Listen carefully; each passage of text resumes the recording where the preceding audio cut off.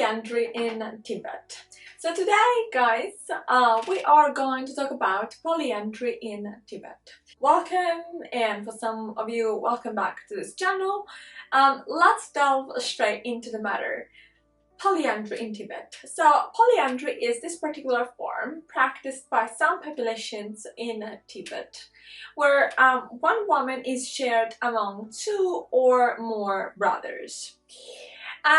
It's interesting because not everywhere where there's a scarcity of resources or where the weather is particularly unfavorable, we do find polyandry. And polyandry in Tibet is very old. So it's not a new form of traditional marriage or traditional union, I should say.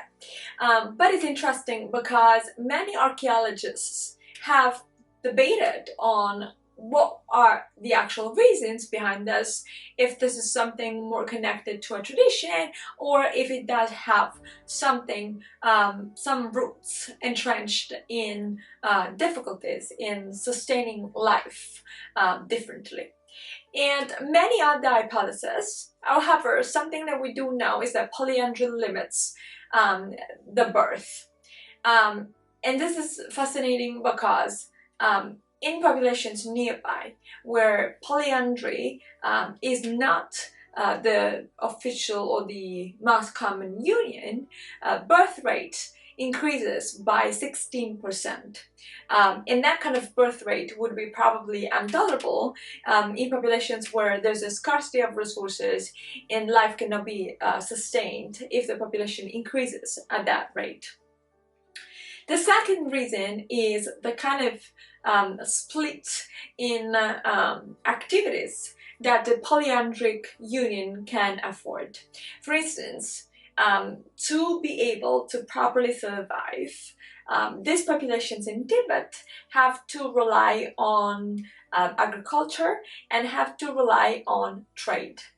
And so basically the woman occupies a more traditional sort of role of taking care of the house and in case of the children and preparing the meals and whatnot, whereas the two men, or at least two men, deal one with agriculture and farming, which is particularly difficult considering how impervious those areas are, and another one is the one that deals with trading.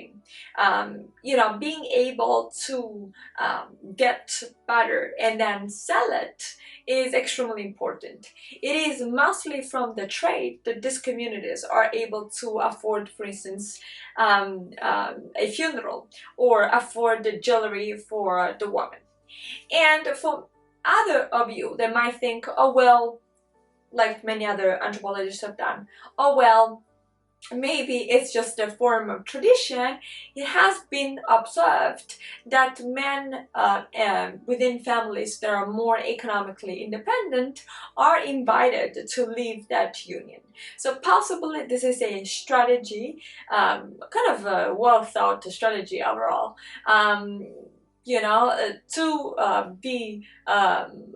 to concentrate more the resources and being able to live a better life.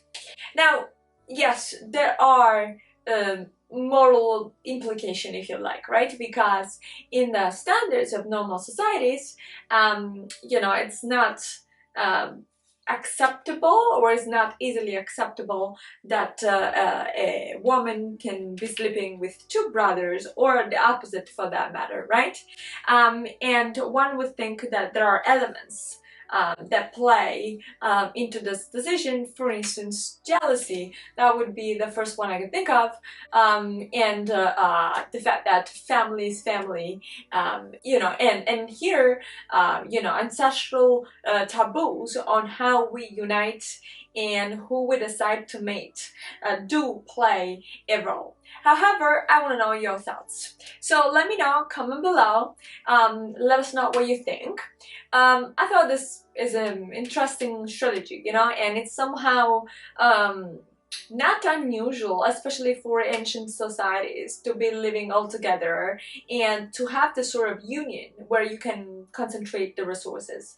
You know, in the end, if marriage is totally made up as a construction, as a human construction, it was primarily to be able to have more resources concentrated within a small group, you know. And so fascinating, you know. It's a strategy. I don't have very much in me like moral judgments about this, because, you know, it might not be up for everyone, but the study and the observation of different populations, or populations, I should say, with different beliefs, gives us always something. If you start reading, you know, what anthropologists have said, some of them, you know, the first ones who have approached with a Western mind and mentality the study of these populations have written, you know, the most, you know, probably preposterous stuff, such as, you know, this is the free choice, and you know, and people decide to, you know, to get united in this way.